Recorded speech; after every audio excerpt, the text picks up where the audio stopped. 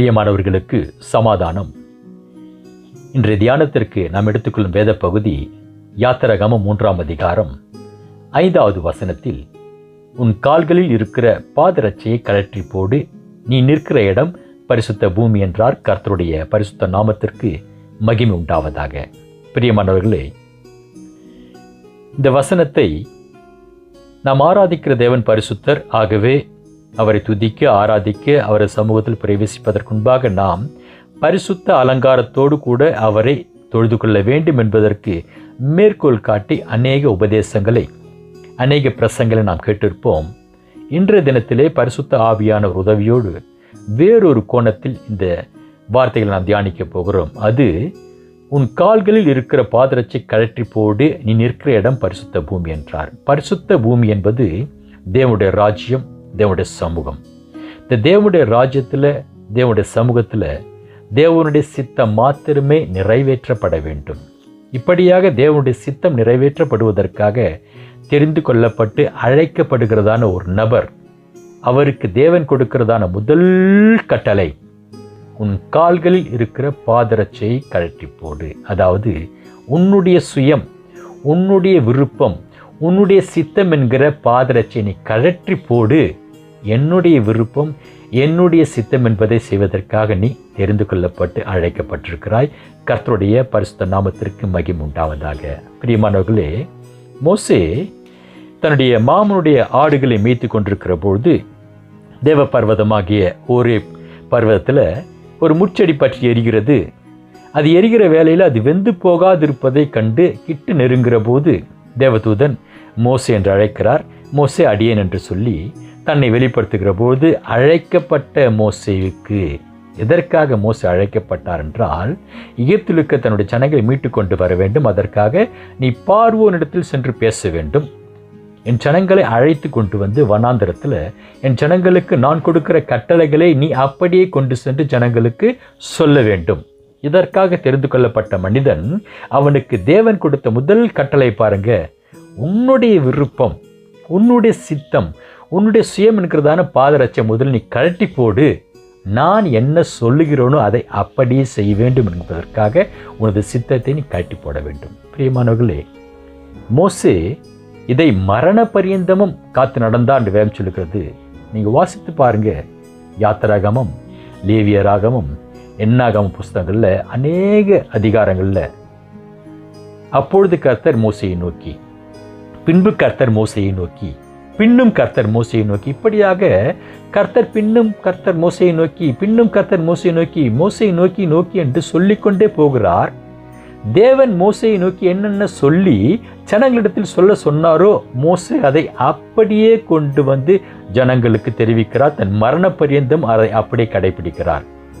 எந்த ஒரு இடத்துலையும் ஒன்றையும் அவர் கூட்டவும் இல்லை, குறைக்கவும் இல்லை. ஜனங்கள் கோபப்படுவார்கள் என்பதற்காகவோ, ஜனங்கள் தன்னை வெறுப்பார்கள் என்பதற்காகவோ, அல்லது ஜனங்கள் துக்கப்படுவார்கள் என்பதற்காகவோ ஜனங்களை முக்கியத்துவப்படுத்தி தேவன் அவரிடத்தில் சொல்ல சொன்ன வார்த்தையை அவர் மாற்றியோ, அவர் கூட்டியோ, குறைத்தோ ஜனங்களை சந்தோஷப்படுத்தவில்லை.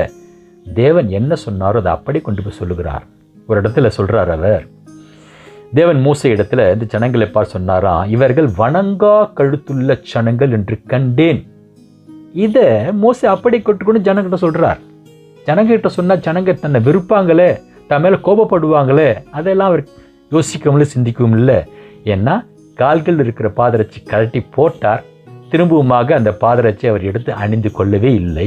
அப்படி கொண்டு வந்து சொல்கிறார், தேவன் உங்களை பார்த்து இப்படி சொல்கிறாங்கப்பா, நீங்கள் வணங்கா கழுத்துள்ள ஜனங்கள் என்று சொல்லி. இன்னொரு இடத்துல உபாகமம் 28ஆம் அதிகாரத்தில் முதல் வசனம் துவங்கி 14 வசனம் வரையிலும், என் வார்த்தைகளை கேட்டு நடக்கிறவர்களுக்கு இப்படியான ஆசீர்வாதங்கள், நன்மைகள் வரும் என்று கர்த்தர் சொன்னார். அதை கேட்டுக்கொண்டு வந்து அப்படியே ஜனங்களுக்கு சொல்கிறார். தொடர்ந்து 15ஆம் வசனம் துவங்கி 68வது வசனம் வரையிலும், இப்பொழுது கேட்குற வார்த்தைகளுக்கு நீங்கள் செவி கொடுக்காமல் போனால் உங்களுக்கும் உங்கள் சந்ததிக்கும் இப்படிப்பட்ட சாபங்கள் வரும் என்று சொல்கிறார். அவைகளையும் கொண்டு வந்து அப்படியே மோசே சொல்கிறார். பிரியமானவர்களே, இந்த இடத்துல மோசே இப்படிப்பட்ட சாபங்கள் உங்கள் மேல் வரும் என்று சொல்லி ஜனங்களை பார்த்து சொன்னதற்கு நோக்கம் என்ன? ஜனங்க மேல ஒரு வெறுப்பா, ஜனங்க மேல கோபமா, கசப்பா? ஒன்றுமே இல்லை. என் ஜனங்கள் கர்த்தருடைய வார்த்தையை மீறி சாபத்துக்கு ஆளாகிவிடக்கூடாது என்பதற்காகவே தேவன் சொன்னவைகளை அப்படியே கேட்டு வந்து ஜனங்களுக்கு சொல்கிறார். ஜனங்கள் சாபத்துக்கு விலகி, பாவத்துக்கு விலகி கர்த்தருக்கு முன்பாக பிரியமான வாழ்க்கை வாழ வேண்டும் என்பதற்காக. ஸோ யாத்திராகம் துவங்கி மரண பரியந்த மோசே கர்த்தருடைய சித்தத்தை செய்து முடித்தபடினால தான் தேவன் சொல்லுகிறார், மோசே என் வீட்டில் எங்கும் உண்மையுள்ளவனாக இருந்தான். கர்த்தருடைய பரிசுத்த நாமத்திற்கு மகிமை உண்டாவதாக. பிரியமானவர்களே, நான் என்ன சொல்ல வரேன்னு சொன்னீங்கன்னா, இந்நாட்களில் உபதேசங்கள் ஜனங்களை சந்தோஷப்படுத்துவதற்காக, ஜனங்களுக்கு பிடித்தமான உபதேசங்கள், இதனால் ஒரு பெரும் கூட்டம் வஞ்சிக்கப்படுகிறது. ஒரு பெரும் கூட்டம் உண்மையாக வஞ்சிக்கப்படுகிறது. ஏன்னு சொன்னால், மோசே சொன்னார் பாருங்க, இந்த வசனங்களை கேட்டு இதன்படி நீங்கள் நடக்காமல் போனால் இப்படிப்பட்ட சாபங்கள் வரும் சொல்லி எச்சரித்த வேளையில் அநேகர் கேட்டு எச்சரிக்கை அடைந்து அதை மீறி நடக்காமல் இருந்திருப்பார்கள். ஆனால் மோசே அதை சொல்லாமலே இருந்திருந்தால் இந்த சாபத்தை குறித்தும் சாபத்துக்கு உண்டான தண்டனை குறித்தும் ஜனங்கள் தெரிஞ்சிருக்காது. பாருங்க, இன்றைக்கு அநேக போதகர்மார்கள் ஜனங்களுக்கு இப்படிலாம் சொன்னால் ஜனங்க நம்மளை கோபப்படுவாங்க.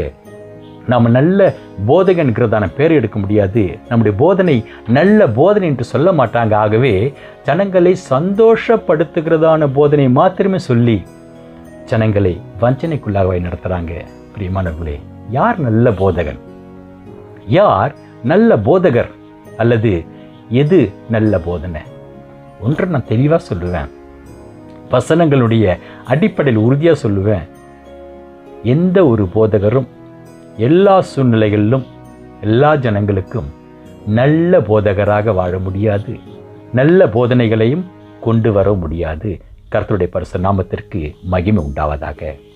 எதன் அடிப்படையில் நான் இதை உறுதியாக சொல்லுவேன்னு சொன்னால், நம்முடைய ஆண்டவராக இயேசு கிறிஸ்து, பரிசுத்த வேதாகமத்தினுடைய நாயகன், நல்ல போதகர் என்று பேரெடுத்த இயேசு கிறிஸ்துனுடைய போதனைகள் நீங்கள் கொஞ்சம் தொடர்ந்து மத்தேயு, மார்க்கு, லூக்கா, யோவான் புத்தகத்தில் தேடி வாசிப்பீர்கள் என்று சொன்னால், அவருடைய போதனைகள் கேட்ட அநேக இடங்களில் எல்லாருமே எல்லா போதகத்தையும் ஏற்றுக்கொள்ளவும் இல்லை, எல்லோருமே எல்லா போதகத்தையும் கேட்டு சந்தோஷம் அடைந்தார்கள், பிடித்திருந்து சொல்லவும் இல்லை. ஒவ்வொரு இடத்திலும் வித்தியாசமான மனோபாவங்கள். பிரியமானவர்களே, மத்தேயு 7ஆம் அதிகாரத்தை நீங்கள் வாசித்து முடிக்கிற பொழுது 7ஆம் அதிகாரத்தின் கடைசி வசனம் சொல்லுகிறது, ஜனங்கள் அவருடைய போதனையை கேட்டு ஆச்சரியப்பட்டார்களாம். ஏன்னா அவர் மிகுந்த அதிகாரமுடையவராக போதித்தபடினாலே 5ஆம் அதிகாரம், 6ஆம் அதிகாரம், 7ஆம் அதிகாரம் தொடர்ந்து அவர் போதித்து கொண்டு வருகிறார். ஜனங்க அவருடைய போதனை கேட்டு ஆச்சரியப்பட்டு போனார்கள். ஆச்சரியப்பட்டு போவதற்கும் ஜனங்களுக்கு பிடித்திருந்தது என்று சொல்வதற்கும் வித்தியாசம் உண்டு. அதைத் தொடர்ந்து யோவான் எழுதின சுவிசேஷம் 6ஆம் அதிகாரத்தை நீங்கள் வாசிக்கிற பொழுது ஒரு முக்கியமான ஒரு போதனை அது. அவரது சரீரத்தோடும் அவரது இரத்தத்தோடும் கூட பங்கு பெறுகிறதான ரா போஜனம் என்கிறதான போதனை கொடுக்கிறார். நானே வானத்திலிருந்து இறங்கி வந்த அப்பம், என் மாமிசத்தை புசித்து என் இரத்தத்தை பானம் பண்ணுகிறவன் நித்திய ஜீவன் உண்டு, கடைசி நாளிலே அவனை நான் உயிரோடு கூட எழுப்புவேன் என்று சொல்லுகிற பொழுது ஜனங்களுக்கெல்லாம் முறுமுறுக்கிறாங்க. அது எப்படி இவருடைய மாமிசத்தை நம்ம புசிக்க முடியும், இவருடைய ரத்தத்தை நாம் குடிக்க முடியும் அப்படி சொல்லி ஜனங்க முறுமுறுக்கிறாங்க. அது மாத்திரமல்ல, 6ஆம் அதிகாரம் 60ஆம் வசனத்தில் நீ வாசிக்கிறேன்னு சொன்னீங்கன்னா, அநேகர் அதை கேட்டு 6ஆம் அதிகாரம் 60ஆம் வசனத்தை வாசிக்கிறோம் பாருங்க. அவருடைய சிஷ்யர் அநேகர் இவைகளை கேட்டபோது, இது கடினமான உபதேசம், யார் இதை கேட்பார்கள் என்றார்களாம். அது மாத்திரமல்ல, தொடர்ந்து 68வது வசனம், அது முதல் அவருடைய சிஷ்யர்கள் அநேகர் அவருடனே கூட நடவாமல் பின்வாங்கி போனார்கள்.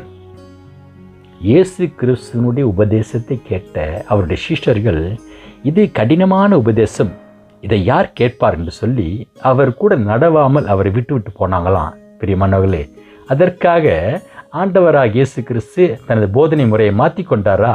இல்லை, தொடர்ந்து அதே தான் செய்கிறார். ஏன் சொன்னால், போதனை என்பது அவருடையது அல்ல. எப்படி தேவன் மோசையை அழைத்து மோசையின் வாயிலே தேவனுடைய வார்த்தையை வைத்து அந்த வார்த்தையை மோசே ஜனங்களுக்கு சொல்ல சொன்னாரோ, அதே மாதிரி தான் பிதாவாகிய தேவன் குமாரனிடத்தில் வார்த்தையை வைத்தார். அந்த வார்த்தைகள் குமாருடைய வார்த்தைகள் அல்ல, பிதாவுடைய வார்த்தைகள். அதை அப்படியே கொண்டு வந்து சொல்லுகிறார். அதை மாற்றுவதற்கு அவரே கூட கூட்டவும் குறைக்கவும் விரும்பவில்லை. வார்த்தையாகிய தேவனே பிதா தம்மிடத்தில் சொல்ல சொன்ன வார்த்தையை கூட்டுவதற்கும் குறைப்பதற்கும் விரும்பல. 7ஆம் அதிகாரம் யோவான் எழுதின சுவிசேஷம் 7ஆம் அதிகாரத்தில் நீங்கள் தொடர்ந்து வாசிக்கிற பொழுது 16வது வசனத்தை பாருங்க. யோவான் எழுதின சுவிசேஷம் 7ஆம் அதிகாரம் 16வது வசனம், இயேசு அவர்களுக்கு பிரதியுத்தரமாக, என் உபதேசம் என்னுடையதாய் இராமல் என்னை அனுப்பினவருடையதாய் இருக்கிறது அப்படி சொல்லி கொண்டு வருகிற பொழுது 20வது வசனத்தில் ஜனங்க என்ன சொல்றாங்க பாருங்க. எந்த வசனத்திற்கு? பிதா சொல்லி சொன்ன பிதாவுடைய வசனத்திற்கு ஜனங்களுடைய மறு பிரதிபலிப்பு எப்படி இருக்குன்னு சொன்னா 20வது வசனம், ஜனங்கள் அவருக்கு பிரதியுத்தரமாக, நீ பிசாசு பிடித்தவன். பிரியமானவர்களே, நல்ல போதகர் என்று பெயரெடுத்த நமது ஆண்டவராக இயேசு கிறிஸ்துவின் போதனையை பார்த்து ஜனங்க சொன்னாங்களா, நீ பிசாசு பிடித்தவன். கர்த்தருடைய பரிசுத்த நாமத்திற்கு மகிமை உண்டாவதாக.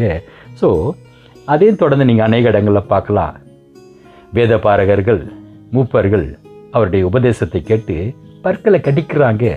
அவரை கொலை செய்யும்படி வகை தேடினார்களாம். ஆனாலும் இவைகளுக்கு மத்தியில் ஒரு காரியம் இருக்கிறது. இப்படிப்பட்டவர்களுக்கு மத்தியில் யோவான் எழுதின சுவிசேஷம் 6ஆம் அதிகாரத்தில் ஆண்டவராய் இயேசு கிறிஸ்து தம் சீஷர்களை பார்த்து கேட்கிறார். 6ஆம் அதிகாரம் 68வது வசனத்தில் சீமோன் பேதுரு அவருக்கு பிரதியுத்தரமாக, ஏன்னா 67வது வசனத்தை அவர் கேட்கிறார், நீங்களும் போய்விட மனதாய் இருக்கிறீர்களோ? அதாவது உங்களுக்கும் என்னுடைய சுவிசேஷம், என்னுடைய உபதேசம், என்னுடைய போதகம் பிடிக்கலையா? நீங்களும் போய்விட மனதாய் இருக்கிறீர்களோ என்று கேட்கிற போது சீமோன் பேதுரு அவருக்கு பிரதியுத்தரமாக, ஆண்டவரே யாரிடத்தில் போவோம்? நித்திய ஜீவ வசனங்கள் உம்மிடத்தில் உண்டே. கர்த்தருடைய பரிசுத்த நாமத்திற்கு மகிமை உண்டாவதாக. சுப்பிரியமானவர்களே, எல்லோருக்குமே எப்பொழுதுமே ஒரு போதகனுடைய போதனை பிடித்திருக்கும் என்று எதிர்பார்க்க முடியாது. எல்லோருக்குமே எப்பொழுதுமே ஒரு போதகனுடைய போதனை பிடித்து இருக்க வேண்டும் என்றும் சொல்ல முடியாது. என்று சொன்னால் தேவனுடைய வார்த்தைகள் சிலருக்கு பிடிக்கும், சிலருக்கு பிடிக்காது. அதற்காக சொல்ல வேண்டிய முறைமைகளை மாற்றிக்கொள்வது கூடாத காரியம். உதாரணத்திற்கு, பொய் சொல்லாதிருப்பாயாக, தேவனுடைய உபதேசம், தேவனுடைய போதனை, தேவனுடைய கட்டளை. இதை கேட்டு வந்து மற்ற ஜனங்களுக்கு முன்பாக சொல்லுகிற வேளையில் நீங்கள் பொய் சொல்லாதீர்கள் என்று சொன்னால் அங்கே இருக்கிற பாதி ஜனங்களுக்கு மேலே பொய் சொல்வது ஒரு பிடிச்சமான ஒரு காரியமாக இருக்கும். ஏன்னு சொன்னால் பொய் சொல்வதனால நன்மைகளை அடையலாம், பொய் சொல்வதனால அநேக லாபங்களை அடையலாம், பொய் சொல்வதனால அவங்க வாழ்க்கையினுடைய தராதரத்தை உயர்த்தி கொள்ளலாம் குறுக்கு வழியில். ஆகவே அவர்களை பார்த்து நீங்கள் இதை செய்யாதீங்க சொன்னால் அவர்களுக்கு பிடிக்காதான். ஆனாலும் ஒன்று ஆறுதல் அடையக்கூடிய ஒரே ஒரு விஷயம், 12 அப்போஸ்தலர்கள் இயேசு கிறிஸ்து கூட வைத்திருந்தார் பாருங்க. அதே மாதிரி உங்களுக்கும் தேவன் 12 பேர், ஒப்பு கொடுக்கப்பட்ட 12 பேரையாவது நிச்சயமாக கொடுப்பார். ஸோ பிரியமான ஒன்று யோசனை பண்ணி பாருங்க. இன்றைக்கு ஆண்டவருடைய வார்த்தையை கூட்டியோ குறைத்தோ நம்மளை விட்டு ஜனங்கள்லாம் போயிடுவாங்க என்பதற்காக பயந்து போய் நல்ல போதகன் என்கிற பேரெடுக்க வேண்டும் என்பதற்காக தேவனுடைய வார்த்தையை கூட்டிய குறைத்தோ சொல்வதன் மூலமாக உங்கள் பின்னாடி அப்பத்திற்காகவும் மீன் துண்டுக்காகவும் 3000 பேர் வருவதை காட்டிலும் நீங்கள் தேவனுடைய வார்த்தையை உள்ளதை உள்ளபடி சொன்னீங்கன்னா உங்களை பின்தொடர்ந்து வருகிற 12 நபர்கள் மேலானவர்கள். கர்த்தருடைய பரிசுத்த நாமத்திற்கு மகிமுண்டாவதாக. அப்படி சொல்லும்படியாகத்தான் தேவன் நம்மை அழைத்திருக்கிறார். இது நம் மேல் விழுந்த கடமை, அது உங்கள் மேல் விழுந்த பாரம். எப்படி இது நம் மேல் விழுந்த கடமை, உங்கள் மேல் விழுந்த பாரம் சொன்னா, மத்தேயு எழுதின சுவிசேஷம் 13ஆம் அதிகாரத்தில் விதையை குறித்த ஒரு உவமை சொல்லப்படும்.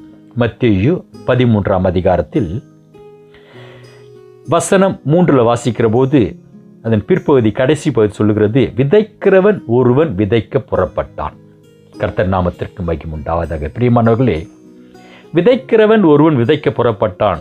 இந்த பூமியில உலக பிரகாரமாக விதைக்கும்படியாக விதையை சுமந்து கொண்டு செல்கிறவன், அந்த விதையானது பலன் கொடுக்கத்தக்கதாக பூமியை பார்த்து, நல்ல நிலமாக பார்த்து அது பலன் கொடுக்குமா என்று அறிந்து விதைப்பான். இல்லைன்னு சொன்னால் விதைகள் வீணாக போய்விடும். விதை வீணாக போனால் அவன் நஷ்டம் அடைவான். ஆகவே எந்த ஒரு பூமியில் உள்ள உலக பிரகாரமான விவசாயியும் விதைக்கிறவனும் நஷ்டமடைய விரும்பாதபடினாலே, நஷ்டமடைய முடியாது என்கிறபடினாலே நிலத்தை தேர்ந்தெடுத்து தான் விதைப்பார். ஆனால் பரிசுத்த வேதாகமத்தில் தேவனுடைய வசனங்கள் என்கிறதான விதையை விதைக்கிறவனுக்கு தேவன் அப்படிப்பட்ட அதிகாரத்தை கொடுக்கவில்லை. விதைக்கிறவன் ஒருவன் விதைக்க புறப்பட்டான். அந்த விதை தேவனுடைய வசனம். ஆகவே அந்த விதைக்கும் விதைக்கிறவனுக்கும் ஒரு சம்பந்தம் இல்லை, ஒரு உரிமையும் இல்லை. விதையை கொடுத்தவர் ஒரு மூட்டை விதையை கொடுத்து விதைக்க சொன்னால் இந்த விதையை அவன் எப்படியெல்லாம் விதைக்கணும்னு சொன்னால் வழியருகே விதைக்கத்தான் வேணும், கற்பாறை உள்ள இடத்தில் விதைக்கத்தான் வேண்டும், முட்செடிகள் உள்ள இடத்தில் விதைக்கத்தான் வேண்டும், நல்ல நிலத்திலும் விதைக்கத்தான் வேணும். ஆகவே விதைக்கிறவன் பார்த்துட்டு இல்லையே கற்பாறை மேலே விதைச்சா எனக்கு பலன் கொடுக்காது, முள்ளுள்ள இடத்தில் விதைச்சா எனக்கு பலன் கொடுக்காது, வழியருகே விதைச்சா எனக்கு பலன் கொடுக்காதுன்னு சொல்லி நல்ல இடத்தில் மட்டும் விதைக்கிறார் சொன்னால், பிரியமானவர்களே, விதைக்கும்படி அழைக்கப்பட்டவன், விதைக்கும்படியாக தெரிந்து கொள்ளப்பட்டவன் அதை மாத்திரம்தான் செய்வதை தவிர நிலத்தை தேர்ந்தெடுப்பதற்கு அவருக்கு உரிமை இல்லை. விளைய செய்கிறவர் இயேசு, விளைய செய்கிறவர் தேவன். இது நம்மேல் விழுந்த பாரம். இது யார் யாரெல்லாம் தேவனால் தெரிந்து கொள்ளப்பட்டு அழைக்கப்பட்டு உன் கால்கள் இருக்கிறதான பாதரட்சை கழற்றி ஏறி என்று சொல்லி கட்டளை பெற்றார்களோ அவர்கள் மீது விழுந்த பாரம் உங்களுக்கு வசனம் கொடுக்கப்பட்டதா சந்தோஷப்படுத்துவதற்காக அல்ல, ஜனங்களை மகிழ்ச்சி அடை செய்வதற்காக அல்ல, சொல்ல சொன்னதை சொல்லும்படி சொல்ல வேண்டியது உங்கள் மேல் விழுந்த நம்மேல் விழுந்த பாரம். கர்த்தர் நாமத்திற்கு மகிமை உண்டாவதாக. இதனால் விட்டுட்டு போயிடுவாங்க, எல்லாம் பிரிஞ்சு போயிடும் நினைக்கிறீங்களா? இல்லை பிரியமானவர்களே, பாகாலுக்கு முழங்கால் படியிடாத 7000 பேர் தேவன் வைத்திருந்தாராம். ரோமருக்கு நிருபம் 11ஆம் அதிகாரத்தில் பவுல் எழுதுகிறார். எலியா தீர்க்கதரிசியினுடைய வாழ்க்கை மேற்கோள் காட்டி எழுதுகிறார். 11ஆம் அதிகாரத்தில் 4வது வசனம், அவனுக்கு உண்டான தேவ உத்தரவு என்ன? பாகாலுக்கு முன்பாக முழங்கால் படியிடாத 7000 பேர் எனக்காக மீதியாக வைத்தேன் என்பதே. உள்ளது உள்ளபடி சொல்லுங்க, சத்தியத்தை சத்தியத்தின்படி சொல்லுங்க, கர்த்தருக்கு கணக்கு ஒப்புவிக்க வேண்டும் என்கிற அந்த பயத்தோடு கூட சொல்லுங்க. நீங்க சொல்ற செய்தி கேட்கிற ஜனங்களுடைய எதிர்காலத்தில் மறுமைக்குண்டான அக்கறையில் சொல்லுங்க. அவர்கள் வஞ்சிக்கப்படக்கூடாது என்பதற்காக சொல்லுங்க, அவர்கள் ஏமாந்து போய்விடக்கூடாது என்பதற்காக சொல்லுங்க. அவர்கள் சத்தியத்தை கேட்டு சத்தியத்தின்படி நடந்து தங்கள் வாழ்க்கையிலே நீதியான பாதை நடக்க வேண்டும் என்கிறதான அந்த உணர்வோடு சொல்லுங்க. பாகாலுக்கு முழங்கால் படியிடாத 7000 பேர் அல்லது கர்த்தருக்கென்று வைராக்கியம் பாராட்டின ஒரு 12 பேரையாவது உங்களுக்குன்னு வச்சிருப்பார். அந்த 12 பேரை உங்கள் நாமத்தில் இயேசு கிறிஸ்து முன்பாக கொண்டு போய் நிறுத்துறீங்க சொன்னீங்கன்னா அப்போ உங்களை பார்த்து சொல்வார், உண்மை முத்தமுள்ள ஊழியக்காரனே வா, நீ என் வீட்டில் எங்கும் உண்மை உள்ளவனாய் இருந்தாய். கர்த்தருடைய பரிசுத்த நாமத்திற்கு மகிமை உண்டாவதாக. பிரியமானவர்களே, நான் இன்றைக்கு முடிப்பதற்கு முன்பாக ஒரு சின்ன விஷயத்தை சொல்லி முடிக்க விரும்புகிற. இன்றைக்கு உண்மையிலேயே போதனை உபதேசம் யாருன்னு சொன்னீங்கன்னா மேய்ப்பர்களுக்கு தான் அதிகமாக தேவைப்படுகிறது. நான் உண்மையை சொல்கிறேன், இதை நான் உண்மையாக சொல்லுகிறேன். மேய்ப்பர்களுக்குத்தான் இன்றைக்கு நல்ல போதனைகள் தேவைப்படுகிறது. என்று சொன்னால் மேய்ப்பன் முதலாவது சரியாக நேராக நடந்தார் என்று சொன்னால் அந்த மேய்ப்பனை பின்பற்றுகிறதான மந்தையும் சரியாக நேரான வழியில் நடக்கும். ஒரு மேய்ப்பன் நடந்து போகிற போது சில வேளை இந்த பக்கமாக போனால் இந்த ஆடுகளுக்கு பிடிக்காது, ஆகவே இந்த ஆடுகளுக்கு பிடிச்ச பக்கமான கொஞ்சம் திசை மாறி போவோம் அப்படி சொல்லி இப்படியே ஆடுகளுக்கு ஏற்ற விதமாக உங்களுடைய பாதையை நீங்கள் மாற்றி மாற்றி மாற்றி மாற்றி கொண்டு போவீங்கன்னு சொன்னீங்கன்னா நீங்கள் போய் சென்று அடைகிற இடம் எது?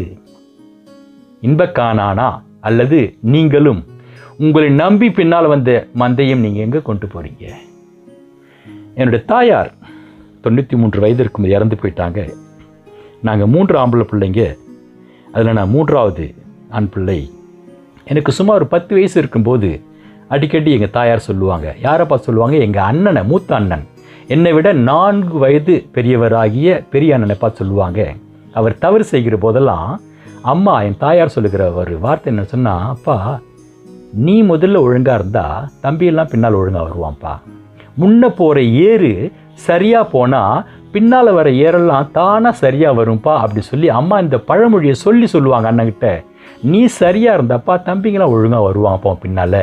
ஆகவே முன்ன போகிற ஏறு சரியாக போக வேண்டும் என்று சொல்லி என் தாயார் சொல்வது இப்போ ஞாபகத்துக்கு வருகிறது. பிரியமானவர்களே, மேய்ப்பர்கள் தேவனால் தெரிந்து கொள்ளப்பட்டு தேவனுடைய ராஜ்யத்துக்கென்று பிரித்தெடுக்கப்பட்டு தேவனுடைய சித்தத்தை செய்வதற்கென்று பாதரட்சை கழற்றி போடுங்கள் என்று சொல்லி கட்டளை பெற்றுக்கொண்டவர்கள்.